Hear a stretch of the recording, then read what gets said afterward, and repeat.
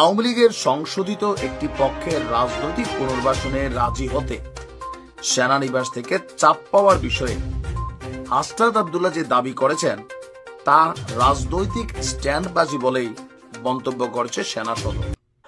আসসালামু আলাইকুম ভিউয়ার্স, দেশ ও দেশের বাহির থেকে যারা আমার ভিডিওটি প্লে করেছেন জানাচ্ছি আন্তরিক শুভেচ্ছা ও অভিনন্দন। আশা করি সবাই ভালো আছেন, সুস্থ আছেন, আলহামদুলিল্লাহ। তো ভিউয়ার্স, ক্যান্টনমেন্টে সেনাপ্রধান ওয়াকার বৈষম্য বিরোধী ছাত্র আন্দোলনের ঊর্ধ্বতন নেতাকর্মীদেরকে সাথে নিয়ে গোপন একটি বৈঠক করেন, যে বৈঠকে শেখ হাসিনাকে প্রত্যাবর্তন ও আগামী নির্বাচনে আওয়ামী লীগের অংশগ্রহণ সম্পর্কে ব্যাপক প্রস্তাব প্রদান করেন জেনারেল ওয়াকার। এই প্রস্তাবনার বিষয়টি খারাপ ইঙ্গিতে দেখে জাতির সামনে প্রকাশ করেন সমন্বয়ক হাসনাত আব্দুল্লাহ, আর এটাই যেন তার জীবনের কাল হয়ে দাঁড়ালো।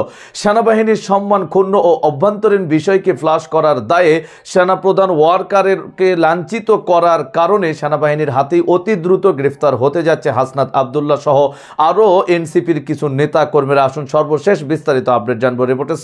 ভিডিওতে যাওয়ার আগে ছোট রিকোয়েস্ট করব, যারা এখনো চ্যানেলটি সাবস্ক্রাইব করেননি, নিয়মিত দেশের সকল আপডেট সবার আগে জানতে অবশ্যই চ্যানেলটি সাবস্ক্রাইব করে পাশে রাখবেন। দর্শক আসুন স্ক্রিনে। আসসালামু আলাইকুম। যে আলোচনা নিয়ে সারা বাংলাদেশ তোলপাড়, যে আলোচনা নিয়ে নানান রহস্য ধোঁয়াশা আছে, যে আলোচনা নিয়ে অলরেডি আপনার কি বলা হয় যে ধরেন এনসিপির মধ্যেই বিভাজন তৈরি হয়েছে। হাসনাত বলছে যে বক্তব্য সার্জিস বলছে একই জায়গায় সেও উপস্থিত ছিল, কিন্তু হাসনাত বিষয়টাকে যেভাবে লাইটিং করা রাতারাতি ওয়াসাতে নিয়োগ নেওয়া যেই দুর্নীতির রিপোর্ট বের হলো এনসিপির আসিফ সম্পর্কে বা নাহিদদের সম্পর্কে বিভিন্ন জায়গায়, সেটাকে কাভার করার জন্য কেউ কেউ বলছেন যে হাসনাত এই ধরনের একটা পোস্ট দিয়া 11 দিন আগের একটা ইস্যুকে মাঠে গড়াইছে। কেন? হয়তো তার এমন কোনো কর্মকাণ্ড তলে তলে হয়েছে যেটা পরবর্তী সময় গোয়েন্দারা তাকে ধরবে, সেই কারণে আগেই নিজের একটা স্ট্যান্ড তৈরি করে নিছে।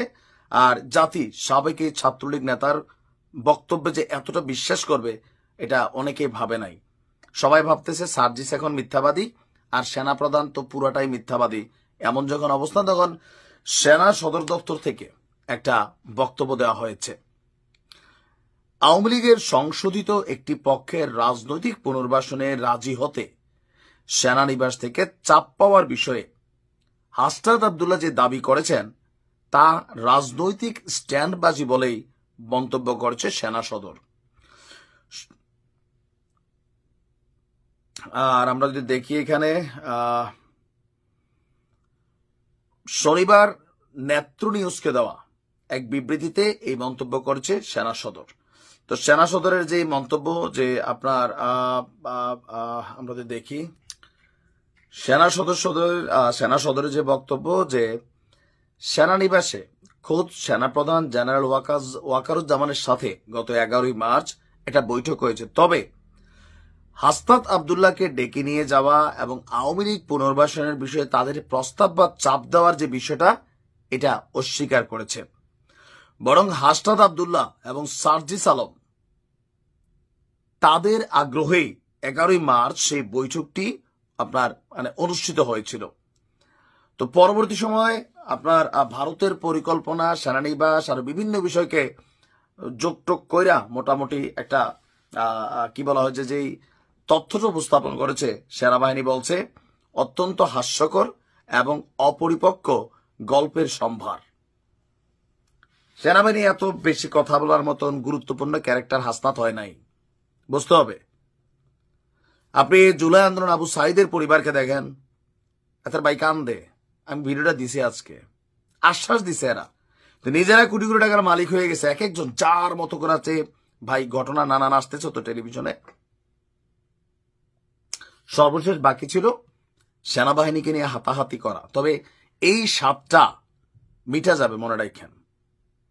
দীর্ঘদিন আওয়ামী লীগের সাথে সর্বোচ্চ পরিমাণ ফলটা খাইয়া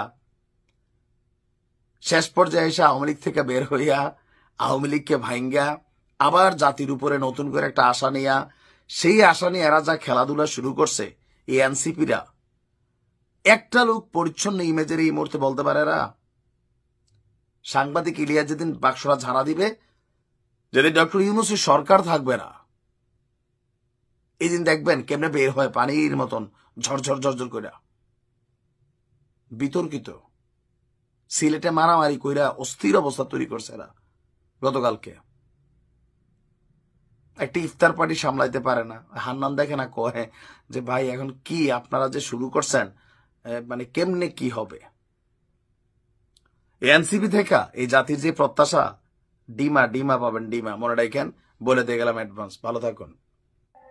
দর্শক, স্ক্রিনে আমরা সে সম্পর্কে বিস্তারিত জানলাম। এই বিষয়ে আপনাদের মতামত কমেন্টে জানান। কেউ ভিডিওটি স্কিপ করবেন না। হঠাৎ করে এই সেনাপ্রধান ক্যান্টনমেন্টে ডেকে বৈষম্য বিরোধী ছাত্র আন্দোলনের নেতাকর্মীদেরকে শেখ হাসিনার পুনর্বাসন সম্পর্কে এই প্রস্তাব কেন দিলেন? এই প্রস্তাবটা মূলত কি সেনাপ্রধান ওয়ার্কারের নাকি ভারতের, নাকি শেখ হাসিনার সাজানো কোনো একটি প্রিসক্রিপশন ধরে দেওয়া হয়েছে? সেনাপ্রধান ওয়ার্কারকে বাংলাদেশ সেভাবেই সে নিয়ন্ত্রণ করছে।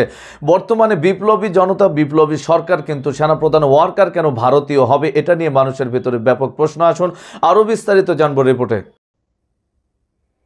সেনাপ্রধানকে কেন্দ্র করে জনাব হাসনাত আবদুল্লাহর দেয়া একটা ফেসবুক স্ট্যাটাসের জের এখনো চলছে। ইনফ্যাক্ট গত 2-3 দিন বাংলাদেশের রাজনীতির মাঠ পুরোপুরি উত্তপ্ত হয়ে আছে, বাকবিতণ্ডায় পরিপূর্ণ হয়ে আছে ওই স্ট্যাটাসের রেস ধরে। এবং সেই স্ট্যাটাসের রেস ধরে তাদের যে দল এনসিপি, তার ভেতরেও বেশ তীব্র দ্বন্দ্ব, আমরা এভাবেই বলতে পারি, দ্বন্দ্ব শুরু হয়েছে, দ্বন্দ্ব চলছে। এটা নিয়ে আমাদের মেইন স্ট্রিম নিউজ পেপারে নিউজ হয়েছে। সো অনেক কথা বলার আছে। এর মধ্যে বিশেষ করে এনসিপির অভ্যন্তরীণ দ্বন্দ্ব এবং এই সিচুয়েশনে তারা যা যা করেছে সেটা নিয়ে আমি একটু আলাদাভাবে কথা বলবো। কিন্তু এই ভিডিওতে আমি কথা বলতে চাইছি সেনাপ্রধানের তার যে বক্তব্য ছিল। আমি গতদিন যে ভিডিও করেছি তারপর আরও নতুন যে ফাইন্ডিং এসছে, যে তাদের একটা ব্যাখ্যা এসছে, সেটা আমাদেরকে কী বার্তা দেয়। এবং একটা গুরুত্বপূর্ণ প্রশ্ন যেটা আমাদের এই মুহূর্তে খুবই আলোচিত হচ্ছে, সেটা হলো সেনাবাহিনী কি রাজনীতিতে, আরও স্পেসিফিকলি যদি বলি, সেনাপ্রধান কি রাজনীতিতে নাক গলাচ্ছেন? তিনি যদি নাক গলিয়ে থাকেন সেটা কি উচিত? আমরা কথ্য ভাষায় কথাটা বলছি, কিন্তু আসলে এভাবে যদি আমরা ফর্মাল ল্যাঙ্গুয়েজে বলতে চাই যে তিনি কি প্রভাব রাখার চেষ্টা করছেন কিনা, এবং সেটাকে আমরা কিভাবে দেখব।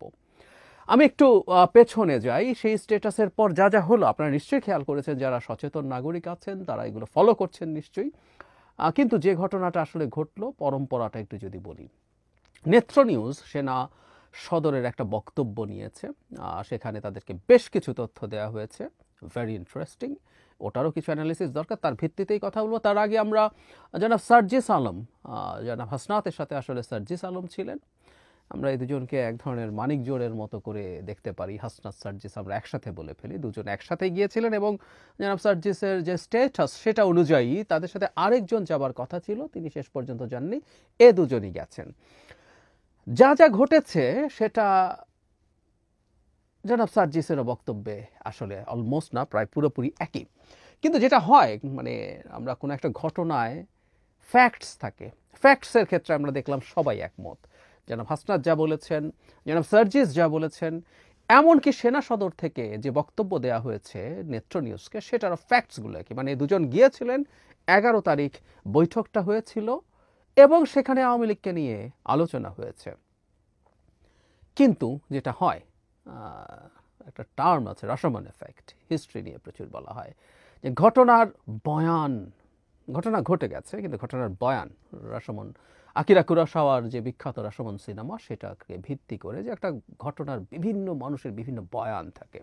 সো জনাব সার্জিস আলমের বয়ানটা জনাব হাসনাতের চাইতে এই জায়গায় ডিফারেন্ট। সেটা হচ্ছে জনাব হাসনাত যেভাবে পোর্ট্রে করতে চেয়েছেন যে এটা তাদেরকে চাপ দেওয়া হয়েছে রিফাইন্ড আওয়ামী লীগকে আনার জন্য, জনাব সার্জিস ব্যাপারটাকে সেভাবে দেখেননি। তিনি বলেছেন, এগুলো বলা হয়েছে, এগুলো যে বক্তব্য যা যা এসছে, এগুলো কোনোটাই আসলে চাপ দেওয়ার ঢঙে না, এগুলো তার এক ধরনের ইচ্ছের প্রকাশ তিনি ঘটিয়েছেন। এবং ইংরেজিতে বলা কিছু কথা তাদের বয়সকে ইন্ডিকেট করে, সেই ক্ষেত্রে জনাব সার্জিস বলার চেষ্টা করেছেন যে এগুলো বড় ভাই সুলভভাবে বলা হয়েছে। তবে জনাব সার্জিস যেটা দাবি করেছেন সেটা হচ্ছে অনেক বেশি স্ট্রেইট ফরওয়ার্ড মনে হচ্ছিল সেনাপ্রধানকে, অনেক মানে খুব মানে চাপ দেওয়ার ঢং না। উনি কেউ কেউ বলতে পারেন যে একই বক্তব্যই হয়তো সুগার কোট করে দিয়েছেন, কিন্তু আমি ধারণা করি যে জনাব সার্জিস যেটা বলেছেন সেটাকে আমি একটা বিশেষ কারণে ওটাকেই গ্রহণ করতে চাই, এবং ওটার সাথে সেনা সদরের বক্তব্যের মিল আছে। এটা এই কারণে না যে ওটার সাথে মিলেছে বলে। জনাব হাসনাত সিচুয়েশনটাকে একটু টাফ করে তোলার চেষ্টা করছেন কিনা, এই প্রশ্ন আমি রাখতে চাই। কেন রাখতে চাই আমি শেষের দিকে বলবো।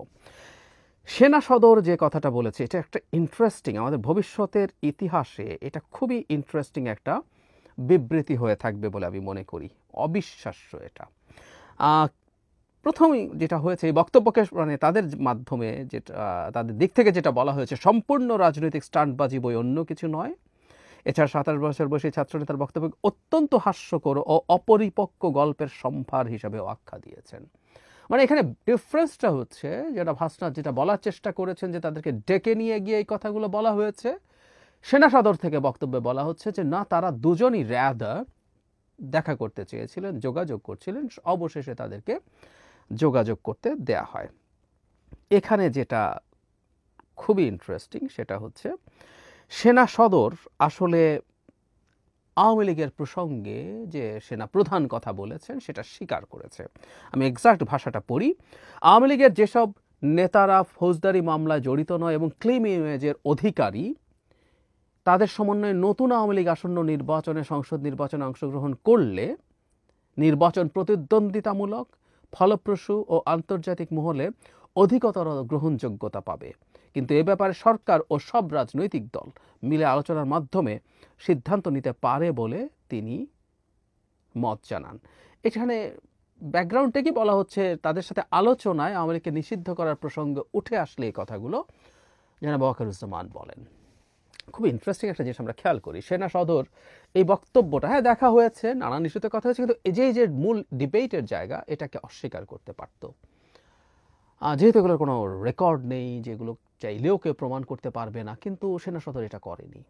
It's very interesting. মানে আমাদের কোনো একটা বাহিনীর জায়গা থেকে আমি মনে করি বক্তব্য দেওয়ার মাধ্যমে সেনাপ্রধান এবং সেনাবাহিনী একটা ক্রেডিবিলিটি অর্জন করেছে, কারণ এটা নিয়ে সমালোচনা হবে জেনেও তারা এটা অ্যাগ্রি করছেন। কারণ উনি যতটুকুও বলেছেন ততটুকুও বলতে পারেন কিনা, সেই এখতিয়ার তার আছে কিনা, এই আলাপটা আসলেই হতে পারে, নিশ্চিতভাবেই পারে। চাপ দেওয়া তো প্রশ্নই আসে না, তিনি অভিমত। দর্শক, স্ক্রিনে আমরা সে সম্পর্কে বিস্তারিত জানলাম। সো ভিডিও এই পর্যন্ত। ভালো লাগলে লাইক অ্যান্ড কমেন্ট করবেন এবং দেশের সকল আপডেট সবার আগে জানতে অবশ্যই চ্যানেলটি সাবস্ক্রাইব করে পাশে রাখবেন। দেখা হবে পরবর্তী ভিডিওতে ইনশাআল্লাহ। আসসালামু আলাইকুম ওয়া রাহমাতুল্লাহ।